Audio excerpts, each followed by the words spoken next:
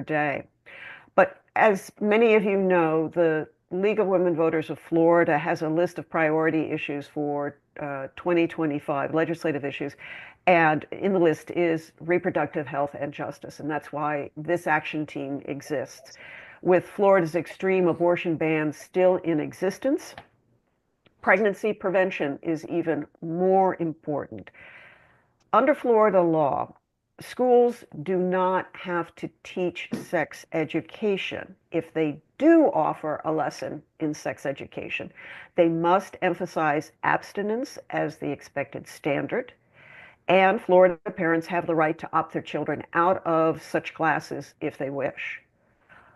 Also, most importantly, all materials to teach reproductive health in the schools must be approved by the State Department of Education.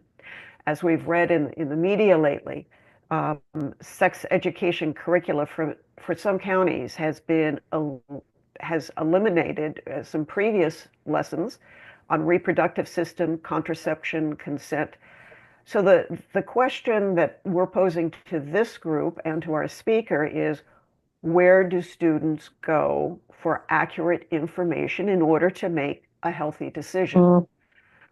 Kira-Lynn Ferderber is the outreach educator and community liaison with Planned Parenthood of Southwest and Central Florida, and she agreed to be with us today to discuss youth education efforts in our area and the intersections of sex ed, advocacy, and medical care.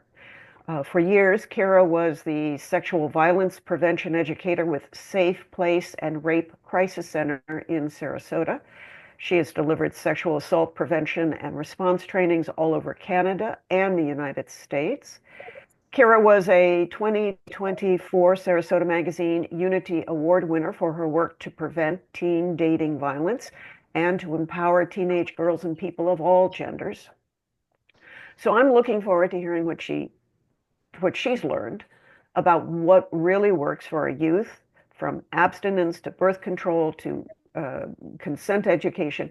And at the end of her presentation, Kira would welcome your ideas for reaching out to young people and their families in Manatee County. So with that, Kira, take it away. Thank you so much. And thank you everyone who's here for coming to this meeting, for caring about youth education. I have some slides to share, but I will take them down later to take questions, and we can have some discussions, and I can answer some questions, which hopefully you have some questions for me. So just give me one moment and I will get my screen up and share. All right. So as was mentioned, my name is Kira-Lynn Ferderber. You're welcome to call me Kira. That's just fine. And I'm with Planned Parenthood of Southwest and Central Florida. I know I have supporters on this call and people that are familiar with our work. I know you've heard from some of my colleagues like Taylor from Public Affairs and Dr. Sampson from our health center. So I'm going to be brief speaking about Planned Parenthood, but if people want more details, you can always reach out to me after or ask.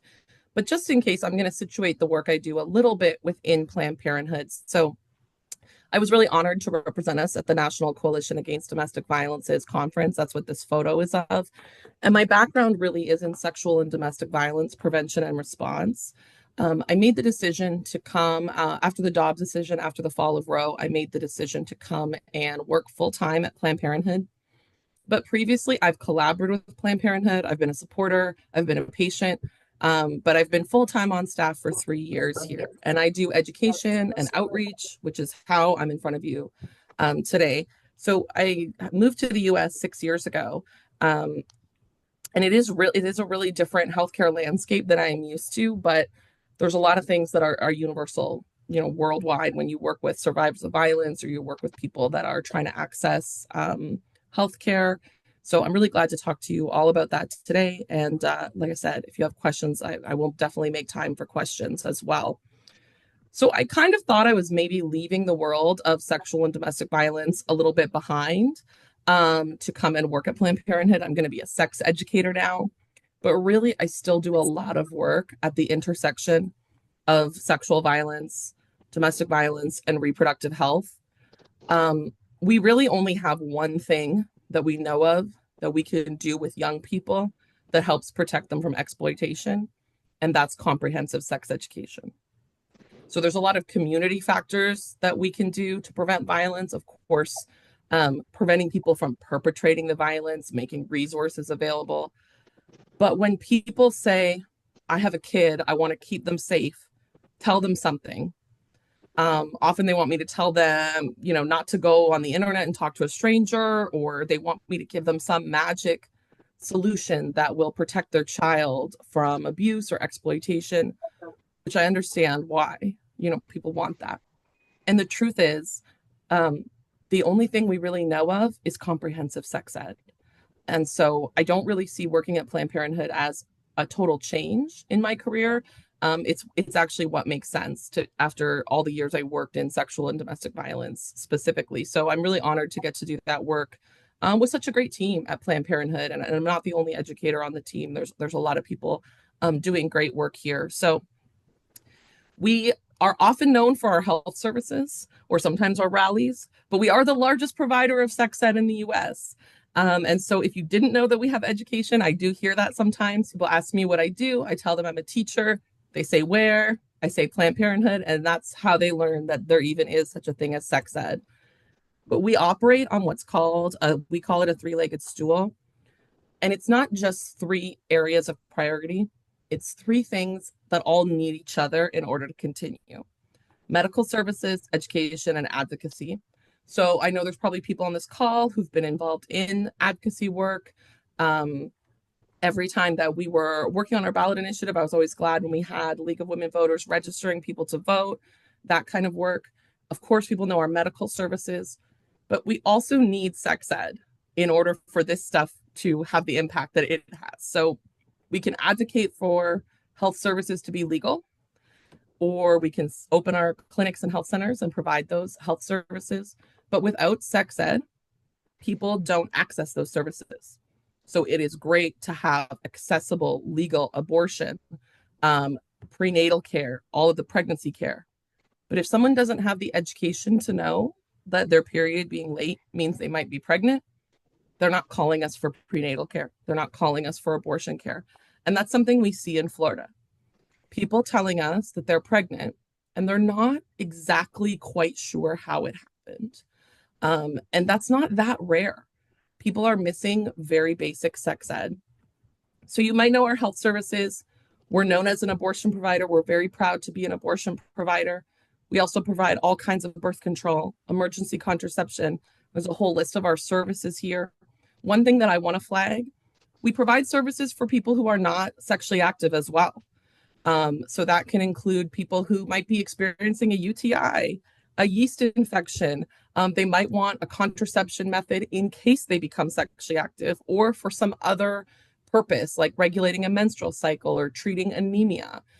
So while we're very proud to, serve people to help their sex lives, we also serve people that are not sexually active. And that's important to note, especially for teenagers or for other groups that might feel a little bit of trepidation about coming into Planned Parenthood. We serve everyone and anyone. You could be sexually active, you could be not. We're happy to help provide you with services. If you have a cervix, you need a cervical cancer screening, right? So we help people at all different ages and stages in their life. And if there's more questions about these health services, I can circle back as well. Nationally, we know that 1 in 5 women have come to a Planned Parenthood, which means Planned Parenthood has touched everyone's lives. Everyone in this country has benefited from Planned Parenthood, because especially in the realm of reproduction, communicable diseases, if 1 in 5 people have had services from a healthcare organization, the reach has reached all of us. And we don't serve only women, we serve everybody, men, and I include trans men in that. I include trans women when I say we serve women, and we serve people of no gender, any gender, people changing their gender, questioning their gender. We serve everybody. So it's really important that I want to note that. So that's a little bit about Planned Parenthood in general, but to talk specifically about education and what I get up to. So I get out in the community. This is me on Empowering Voices with Renee Gilmore. I get out, and this was a session where I was really honored to be invited to speak on ABC about TikTok and birth control. And young people are on TikTok, which is a social media app, and it is full of all kinds of lies and misinformation. about birth control. And while they're not getting great information in their classrooms, try to show up somewhere, like go on TV, share on social media some correct information. I was really honored to be an invited speaker at the Women's March, this past Women's March a couple months ago, where I was speaking alongside teenage advocates. A lot of the places that I go, a teenager speaks right before me or right after me, and I'm really, really honored to support that next generation. The teenagers in Florida are the bravest, strongest, most powerful advocates I've ever seen. The teenagers in Florida are amazing. And I have delivered prevention education in like almost every state in America. Florida is very, very special. I go out in the community and I provide sessions. I table a lot, giving out information, giving out safer sex supplies. This is on Halloween at Safer Sex Trick or Treating. That's a really big honor to be out on campuses in the community. Anywhere I can reach people, I go. This is supporting the Freedom School, proud to be part of that group. And then there's also classroom education, which is what most people think of when they think about sex ed. And a lot of people might be thinking of something that happened in school, maybe in 6th grade or 8th grade or high school. The truth is, most high schools in Florida don't really have a sex ed class like you might be imagining. And it's possible that there are teenagers in Florida now whose parents also grew up in Florida and didn't get that sex ed, because the sex ed rules in Florida change frequently. So what we do at Planned Parenthood, what I do, what my whole team does, is we provide what's called comprehensive sex ed. That is contrasted with abstinence-only sex ed. So abstinence focused, abstinence first, abstinence only, purity culture, all of those kinds of forms of education, and I'll use that term loosely. That approach is one that's very common in Florida schools. Many students receive nothing, and some that receive something might receive that abstinence-focused sex ed. Comprehensive sex ed is sometimes contrasted as like the opposite of that. The truth is, the comprehensive sex ed that we teach at Planned Parenthood includes abstinence education. It includes lots of information for people who want to be abstinent, are abstinent, and we talk a lot about how everyone will be abstinent at different points in their life. So we often focus on that first period of sexual abstinence, virginity, people might call it, but everybody goes through a phase of abstinence in their life. The difference between abstinence-only sex ed is it's very focused on virginity and the before and after of having had sex even once, whereas comprehensive sex ed has room to talk about values around virginity when those are important to people. But we also talk about the reasons to be abstinent at other points in life. And it's not this one-time thing where people are either allowed to say no to sex because they are permanently abstinent until marriage, or they're just not even considered anymore. So one of the debates that people get into is whether kids or teens or minors or young adults should be having sex or not. And then we decide if we should teach abstinence or comprehensive sex ed. I'm going to let you all know, if you didn't already, and some of you probably know, that's actually almost a totally moot debate, whether teenagers should be having sex or not.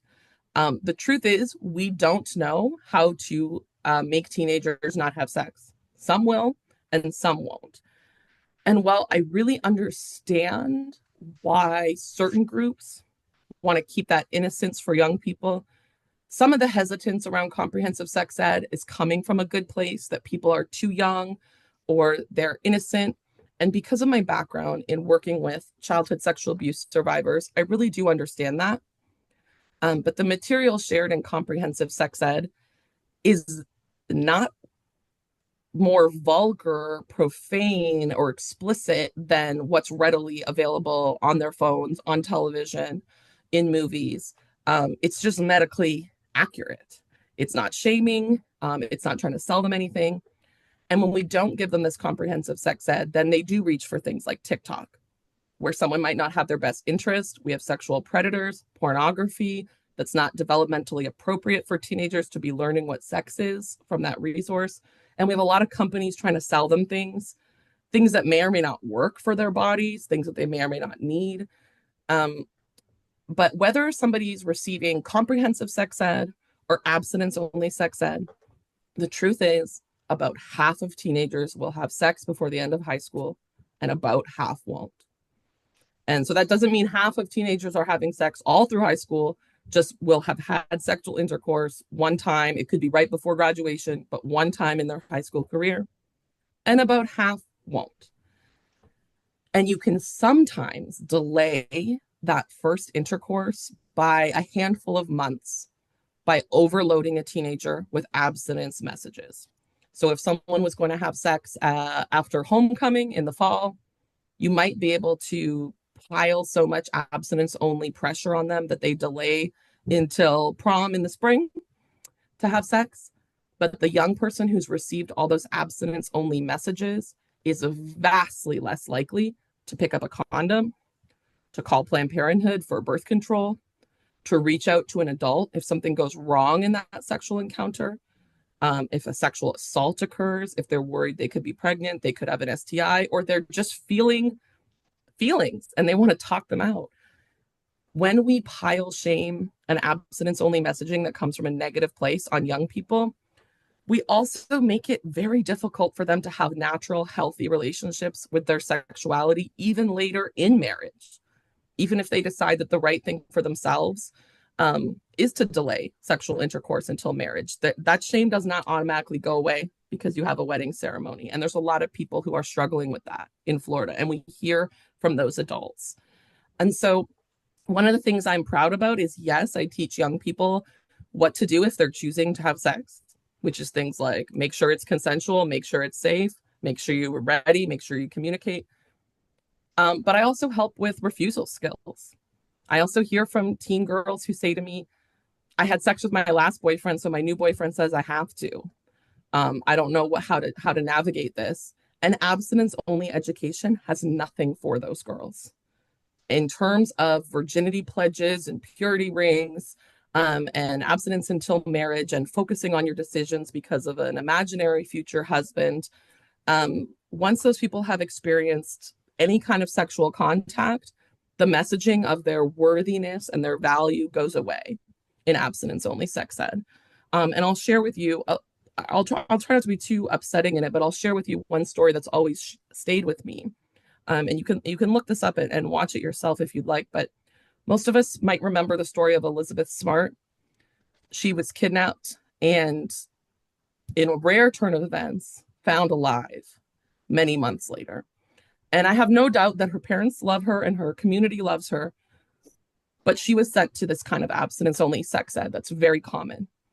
She was taught that once she doesn't have that hymen or virginity, and these are not medical concepts of virginity, but that she's not really worth the same thing or anything to her husband or her father or her faith community. And she tells the story of being sexually assaulted, having previously been a young virgin girl, and lying there as a captive, kidnapping, rape survivor as a child, thinking back to that abstinence only lesson and what this means. And I've spent my whole career working with survivors of sexual assault. And of course, there's a lot to that healing. There's a lot to recovery from sexual violence and domestic violence. And we don't need to add on that someone is thinking back to their abstinence only lesson. And thankfully, she had the resilience and tenacity and bravery that I can't even imagine to survive that ordeal for many, many months. But think of how that was something that she was even having to deal with on top of the violence that she was facing, right? That added layer of shame. So while I understand why we want to talk about abstinence with young people, simple abstinence only education really doesn't equip them to negotiate in their sex lives, to say yes to what they want to say yes to, which really means they don't have the ability to say no, because just say no is a great idea for some people at some moments in their lives, but most young people are going to want to say yes to at least some form of intimacy. And when we give them no communication skills around sex and sexuality, then wanting to have some attention or intimacy turns into sometimes a situation that they can't control. They don't know how to set boundaries or identify their wants and needs or roll things back if it's gone too far for them. And it really scares me that we're not equipping people with those tools. So that's why at Planned Parenthood, I go anywhere I can talk to young people and or their parents and other adults in their lives about these kinds of things. We believe that sexuality is a natural, healthy, and lifelong part of being human. We don't want to teach from shame. We don't want to teach from shame for many reasons. One is people don't learn well when they're piled in shame and they're not being built up and they're not being celebrated. And we also know that shame doesn't lead to positive health outcomes. It's not correlated with anything good. So this is from Mean Girls. If people know this movie, this is the approach, and I'll contrast this with what I do as a comprehensive sex educator. The truth is, if abstinence-only sex ed ended teen pregnancy, chlamydia among teens, HIV among teens, it would have done it already. We've tried. We've used young people as the experiment for generations. We have all the data. Even the groups who sell abstinence-only education have the data. And we know that comprehensive sex ed is what keeps young people safer. So I want to speak a little bit about peer education, which is an amazing program that honestly shouldn't be necessary, but I'm so grateful that we have it given the circumstances right now. So we know that young people are not getting good sex ed in their schools. There's a chance that somewhere, certain teachers, certain classrooms, certain schools are delivering good sex ed. I know that on a certain scale, there are people trying, and I commend them. In general, across the board, our high school students are graduating in Florida and going off to college with students from all over without a level of sexual health knowledge that's comparable even to other college freshmen. And that's a problem. It puts our young people at a disadvantage. Whatever issue you care about, civic involvement, women in STEM, getting girls or boys or anyone involved in athletics, the arts, academics, whatever future you're thinking about for a young person, or just for the next generation as a whole, they cannot accomplish those goals unless they can space and plan their pregnancies and parenthood. It's absolutely imperative. And we sort of treat sex ed as maybe an add-on that some high school students will get if they have time. And the truth is, the lessons of sex education are the things that allow you to pursue everything else you're learning about in school and as a young adult. So we have this program called Peer Education, and it's one way that we address the fact that schools are not picking up their end of the bargain about sex education. So I meet with a group of students from Sarasota and Manatee counties from all different schools, from charter schools, even a homeschooled student, Catholic schools, arts schools, all different schools in our area. And I provide those 20 students with excellent comprehensive sex ed. We talk about sexual health, of course, but also when I was taking new applications for the program, I asked the teens what the biggest issue facing them is, being a teenager in Florida right now. And I heard again and again, mental health. So I bring in those mental health resources as well. And the idea of the program is that those 20 students will get excellent sex ed, but also that they will be a representative of the program out in their schools. My students who were part of this cohort are part of a permanent exhibit at the Sarasota Art Museum. It's actually the only permanent exhibit there from Scroll-a-thon. So if you're ever there, feel free to check out some video recordings and contributions. And the idea is that these great students will go out in their community and they will talk to others, their classmates, their friends online, their friends from church, their friends from sports. This is a couple of my peer educators right here who do a great job answering questions from people in their community, in their schools. This is at MLK Park in Sarasota this year on MLK Day, while they were tabling, giving out safer sex supplies, emergency contraception, all kinds of resources, condoms. I have really amazing teenagers in this program, and they answer questions from their friends. This is me speaking at a Pride event, but I wanted to highlight our peer educator who was featured in Tampa Bay television walking this amazing Pride flag over the Ringling Bridge, which I love. And so the idea is that my students will answer the questions they can answer. If they hear a teenager say, I'm going to have sex tonight, but I know I can't get pregnant because it's the first time, they can answer that. They can let them know right away. A sperm has no idea. They've never heard of virginity. They don't know what prom is. A sperm is looking for an egg. That's it. And then sometimes they hear things that they can't answer. Like their friend is saying, could this be an ingrown hair, or is it herpes, or is it genital warts, or what is it? And the truth is, I'm not a nurse or doctor. I can't answer that either. But what I can do is connect that young person to reliable, safe medical care. And so can my peer educators. So they don't have to know everything. They don't know how to have the answer to every question, but they know how to connect their friends and peers and classmates to someone like myself, if needed, a medical provider, a Planned Parenthood. And in that way, they interact with just their peers, their families, their communities. And our goal is to make up where we can for the fact that these kids are not getting this information from adults. We also know that a 15-year-old will ask a 15-year-old what they think, probably before they're going to call me or some lady that they've never heard of at Planned Parenthood and ask a question. So that's another strength of the peer education program. So they're an amazing group of teenagers. I'm really, really grateful to have them. And they tell me what questions they get asked. They help me understand, what are teenagers hearing? What are the rumors going around on social media right now? What are the trends? What did an influencer that I don't know about say about birth control this week? What's the perception of the laws right now? What's happening? So they're a resource for us here. We use the peer educators at Planned Parenthood to train our staff. They're amazing volunteers of ours. And then, of course, they're a resource out in their communities to their friends, to their families, to their classmates. So it's an amazing program in that way. And I'm really grateful that there's teenagers that are stepping up. Now, should a 15-year-old have to be a sex educator? No, but I'm glad they are. But young people are definitely lacking in adults that they feel they can ask these questions of. And there is a very strong correlation between vulnerability to abuse and having a lack of information about one's body, what's normal, and sexual health. This is us on the 50th anniversary of Roe. We had planned our events for the 50th anniversary of Roe before we knew exactly what would happen. And this is a hard picture for me to look at. As much as we were having a great day, by this time we knew about the changes in abortion law that were coming. And these are all teenagers in this photo. These were all high school students in Sarasota, Manatee. This is actually maybe about more Manatee students in this photo.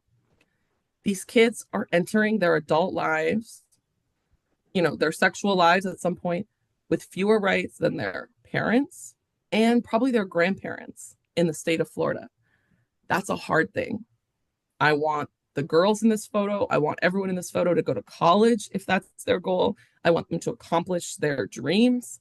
I want them to pursue the things that they want to pursue. And I want, for those of them that will be parents, to be great parents, to have time to plan, and whether it's financially, socially, physically, to be ready for parenthood. That's why we're called Planned Parenthood, right? We've been called that for 100 years, and people still forget that we're part of people planning their families. I really feel we've failed as adults. We've failed these young people, that we are rolling back, as was mentioned in the introduction, abortion access. So for adults in Florida, it's extremely difficult to get an abortion. It's way more difficult for someone who's 16 or 17. So we act as though the last thing we want is a teenager getting an abortion. And then we do none of the things that help prevent abortion. We don't tell them what ovulation is. We don't tell them how condoms work. I saw some discussion of the requirements of HIV education in Manatee County. Imagine making 10 slides about HIV and AIDS, and you don't use the word condom once. What is happening, right? And I don't know, sometimes people younger than me really don't remember or understand that there was a time when figuring out that a condom prevented HIV was a medical miracle. We were so excited. In the late 80s, early 90s, condoms and that kind of thing were everywhere, in pop culture and in music videos. And there was a lot of discourse around that kind of thing. That's not really happening now. And so young people are also not picking up this information in some of the places that we used to pick it up. So, depending on your age, you probably remember like I know when I was a teenager, Magic Johnson was on the cover of Time magazine. I knew what HIV was because it was around culturally. There was special episodes of Degrassi and 90210 where they were talking about HIV AIDS. I was aware of who Ryan White was. That's not happening now. That's not in the zeitgeist, in the discourse in the same way.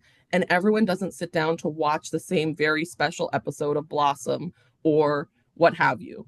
And so we're really failing these young people. And this is why we know that it's not actually about teen pregnancy prevention. It's not actually about HIV education. While abstinence does prevent HIV transmission and unintended pregnancies, we know a bunch of other things that help prevent them as well.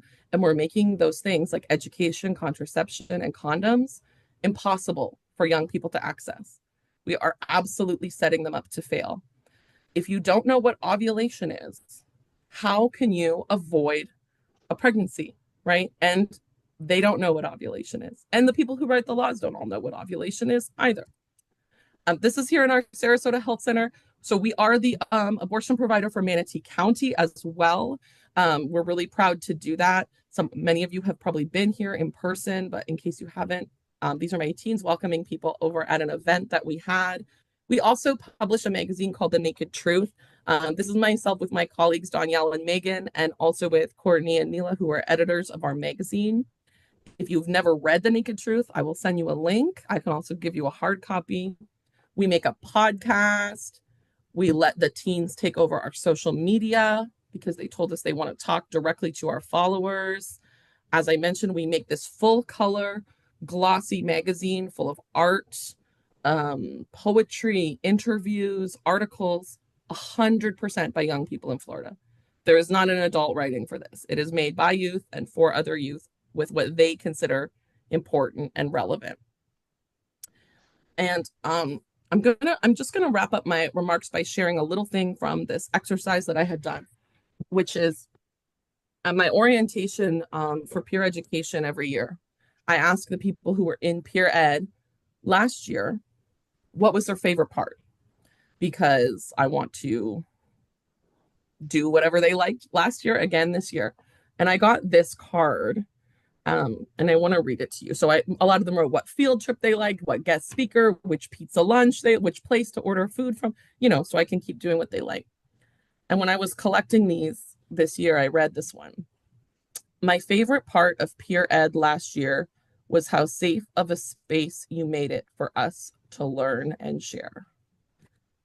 And that changed the way that I teach as well. It's really important that they have the information. They understand the steps of a condom. They understand how to help a friend who's going through abuse. They understand HIV and chlamydia. But also young people just need a space to be who they are. And everything we know about child abuse prevention tells us that they need a supportive adult. Not an adult who knows everything, not an adult who necessarily is a physician or even a sex educator or a nurse. An adult who cares about them, tells them that they're worthy and valuable, that believes them. And none of that is present in abstinence-only sex ed. Nothing that happens in abstinence-only sex ed is part of listening to young people. And I promise you that if it worked, I would teach it. At Planned Parenthood, we use evidence-based curricula. We are required to. It's part of our model. We do what works, what makes sense to prevent violence, to prevent exploitation, to prevent HIV, to prevent chlamydia transmission, which is high in Manatee County among young people. And it is very common for me to stand in front of young people and realize they don't know the difference between the vagina and the uterus. They don't know what the cervix is. So how can they choose between an IUD or a vaginal ring? If they don't even, as I'm talking to them about IUDs, they don't even really understand what a uterus is or where it is or how is that different than where you would place a tampon. This is basic education. And our kids are learning in biology all the parts of an eye. They're learning all the parts of a heart. And then we're sort of glossing over everything else and telling them don't get pregnant. So they need this kind of education. We know that it's not harmful. I also know from going out in the community that when I teach this information, I receive a lot of disclosures from people of abuse, exploitation, or a health need. and sometimes a very emergent health need, like an exposure to HIV. And whenever that happens, I always ask, what would have happened if I hadn't been the guest speaker today in this youth group? Because I don't talk to every teenager in Manatee and Sarasota. I wish that I could. I go where I can, when I can. And there's entire swaths of young people getting none of this information, unaware that they're HIV positive, unaware that they're early in pregnancy, unaware that they're positive for chlamydia. And that's why it's also a public health issue that affects all of us. So I could go on and on and on, as you can maybe tell. I'm going to wrap it up there so that I make sure that I have time for questions and discussion. So thank you so much. I know that's a lot of me talking. I hope that I have some questions from the group, some things that people want to share. Oh, we've got